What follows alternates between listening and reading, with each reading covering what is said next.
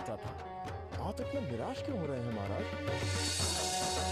हमारे सैनिक तो बहादुरी के साथ युद्ध कर रहे हैं। हनुमान, युद्ध के पहले दिन ही श्री राम और सौमित्र घायल हो गए। मेघनाथ से भी हम उनकी रक्षा नहीं कर सके। इससे दुखद और क्या स्थिति हो सकती है?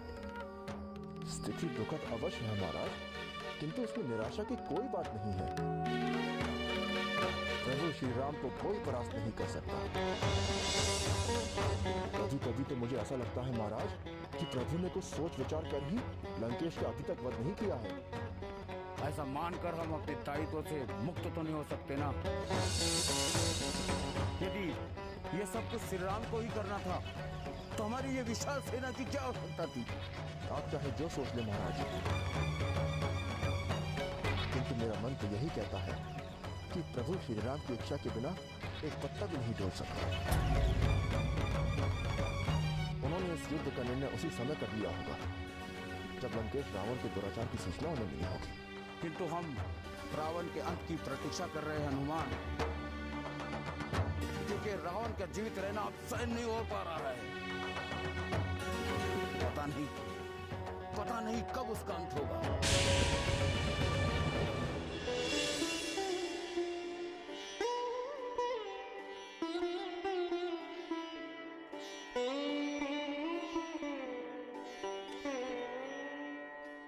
भैया, क्या सोच रहे हैं आप? लक्ष्मण, रावण का अंत सुनिश्चित है। इस युद्ध का निर्णय भी शीघ्र हो जाएगा, किंतु क्या हमारे वो घाव भर जाएंगे जो हमने अब तक सहे हैं? भैया, ये आप किन घावों की बात कर रहे हैं? लक्ष्मण, यदि सीता माता कौशल्या का कहा मान लेती तो ये भीषण संहार नहीं होता। किंतु भैया, आप ही तो कहते हैं कि ये युद्ध मानवता की रक्षा के लिए है। ये युद्ध सत्य और धर्म की रक्षा के लिए है। किंतु लक्ष्मण, युद्ध में केवल दोषी ही नहीं मारे जाते। सत्य और धर्म की रक्षा में ना जाने कितने निर्दोष राक्षस भी मारे जा रहे हैं। हमारी सेना की भी क्षति हो रही है। ये भी तो हमारे लिए घाव ही है। इतना ही नहीं, अयोध्या की स्मृतियां भी हमारे लिए घाव के समान हैं। 14 वर्ष बीतने जा रहे हैं, परंतु अयोध्या की कोई सूचना नहीं मिली है। पता नहीं माता कौशल्या कैसी होंगी। पता नहीं कैसी होंगी माता सुमित्रा। और माता कैकेयी की भी कोई सूचना नहीं मिली है। पता नहीं तीनों माताओं पर क्या बीत रही होगी। भैया, अब इन सब बातों के सोचने का क्या अर्थ है? इन सब बातों के सोचने से केवल दुख ही होगा। किंतु लक्ष्मण, भला कोई अपनी स्मृतियों को कैसे भुला सकता है? इन स्मृतियों पर ही तो हमारा जीवन टिका हुआ है। किंतु भैया, अब हमें केवल आगे की ही सोचना है। अतीत की स्मृतियां सदैव दुखी देती हैं। लक्ष्मण, सीता भी तो इन्हीं स्मृतियों के सहारे अपने दिन बिता रही होगी। उसने वन आने की हट तो इसलिए की क्योंकि वो मेरे सुख और दुख में मेरी सहभागी बनना चाहती थी। किंतु विधि के विधान के आगे वो कितनी विवश हो गई। हाँ भैया, किंतु आप ये क्यों नहीं सोचते कि यदि लंकेश रावण ने यह कृत्य नहीं किया होता तो वो भविष्य में न जाने कितने ही संकटों का कारण बनता।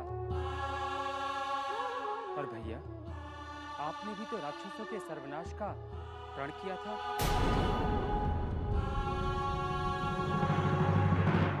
संकट मोचन जय हनुमान। ये सच है, तुम ही हमारे संकट मोचन हो। यदि तुम हमें नहीं मिले होते तो हम यहाँ तक कभी नहीं पहुँच सकते थे। हाँ हनुमान,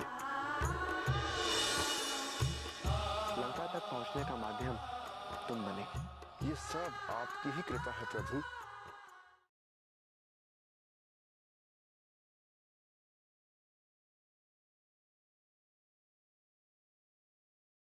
संकट मोचन जय हनुमान।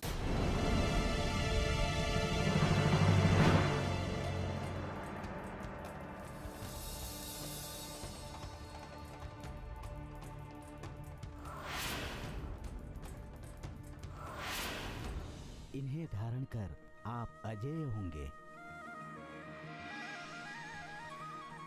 आर्यावर्त की रक्षा करेंगे और राक्षसों पर विजयी होंगे। ऋषिवर, हम आपके विश्वास और भावना की अवश्य रक्षा करेंगे। ये आपकी महानता है जो आपने हमें इस योग्य समझा। मैं इन शस्त्रों का यथोचित उपयोग करूंगा।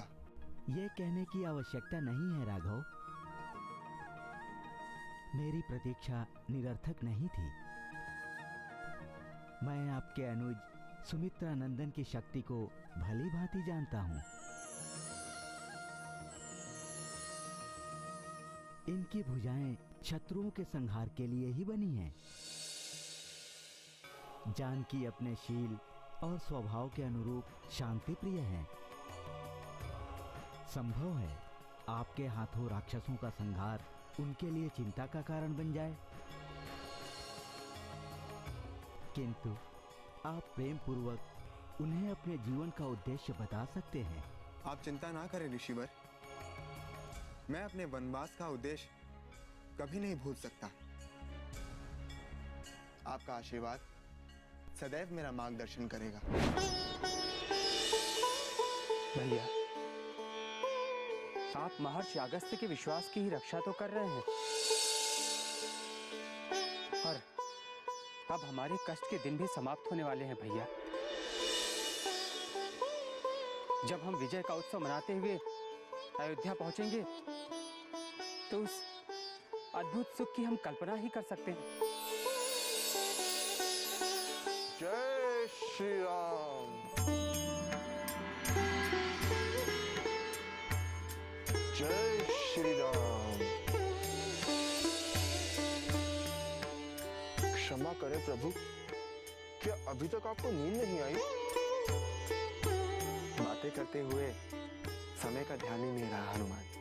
किंतु प्रभु, रात्रि का तीसरा प्रहर बीत रहा है। हनुमान, जिस प्रकार तुम्हें नींद नहीं आती, उसी प्रकार हम भी सुखपूर्वक कहाँ सो पाते हैं। तब तो मेरा जीवन व्यर्थ है। यदि मेरे होते आप दोनों को कोई कष्ट हो, ये मैं कदापि सहन नहीं कर सकता। कदापि नहीं भैया लक्ष्मण। हम तुम्हारी भावनाओं को भली भांति समझ रहे हैं हनुमान। लक्ष्मण तो बस हंसी कर रहे थे। सत्य तो ये कि हमारे कष्ट तो तभी समाप्त हो गए थे जब तुम हमें किष्किंधा में मिल गए थे। हाँ पवन पुत्र, ये सच है, तुम ही हमारे संकट मोचन हो। यदि तुम हमें नहीं मिले होते तो हम यहाँ तक कभी नहीं पहुँच सकते थे। हाँ हनुमान, लंका तक पहुंचने का माध्यम तुम बने, और अब लंका पर विजय का कारण भी तुम ही बनोगे।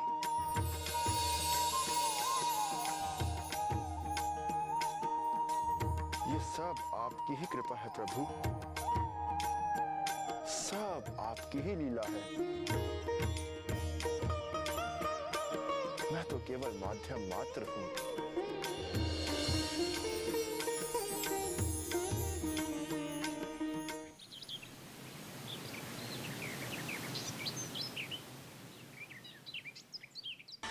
यह वनवास की राह दिव्य स्वप्न देख रहा है कि इस युद्ध में वो विजयी होगा, किंतु वो नहीं जानता कि ये उसके जीवन की सबसे बड़ी भूल है, सबसे बड़ी भूल। परंतु हमें ध्यान रखना होगा कि ये वानर साहस से नहीं अपितु आत्मबल से लड़ रहे हैं। आत्मबल, इनका अति उत्साह ही हमारे लिए संकट का कारण बना हुआ है। हमारी कल्पना शक्ति से भी अधिक पराक्रमी सिद्ध हुए ये वानर। पिछले 4 दिनों के युद्ध में इन वानरों ने हमें बहुत हानि पहुंचाई, किंतु हमें अपना मनोबल बनाए रखना है। संकट मोचन जय हनुमान। दुष्ट वानर, मैं अभी तेरा अंत करता हूँ।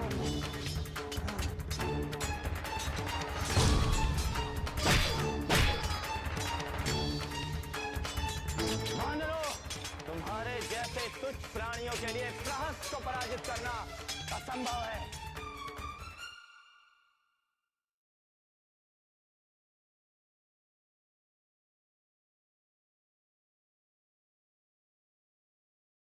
संकट मोचन जय हनुमान। गहन चिंतन के पश्चात हमने यह निर्णय लिया है कि अब लंका की सेना का नेतृत्व स्वयं महाबली प्रहस्त करेंगे। मैं तैयार हूं लंकेश। मैं इसी दिन की प्रतीक्षा कर रहा था। एक बात का ध्यान रहे प्रहस्त, तुम्हें उसी उत्साह से उन वानर सेना का संहार करना है जिस उत्साह से हनुमान ने हमारे कई वीरों का अंत किया था। उस वानर के साथ हमारी तुलना करके हमें लज्जित न करें लंकेश। उस वानर ने हमारे पुत्र का वध किया है और वो घाव अभी भी हमारे हृदय में है।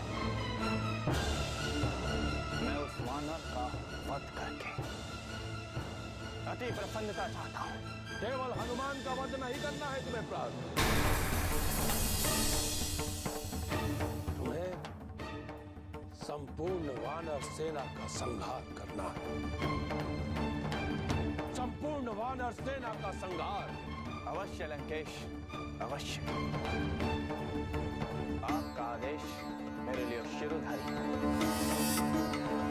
आज मैं संपूर्ण शत्रु सेना का विनाश करके आपको निश्चिंत करूंगा। और आज मैं अपने कृपाण के शौर्य से रणभूमि को लाल कर दूंगा और सारे शत्रुओं को चील कौओं का आहार बना दूंगा और उस दोनों राम और लक्ष्मण का सर काटकर उसकी भार्या को भेंट कर दूंगा लंकेश, भेंट करूंगा। बस प्रहस्त, बस। तुम्हारे इसी शक्ति प्रदर्शन को हम युद्ध भूमि में देखना चाहते हैं। लंका की संपूर्ण आशा अब केवल तुम पर टिकी हुई है। जाओ और विजयी होकर लौटो। मेरा अंग प्रत्यंग प्रतिशोध की ज्वाला में धड़क रहा है लंकेश। मैं अपने शत्रुओं के रक्त से उस ज्वाला को शांत करूंगा। मैं अभी इसी समय रणभूमि की ओर प्रस्थान करता हूं। मुझे आज्ञा दे लंकेश।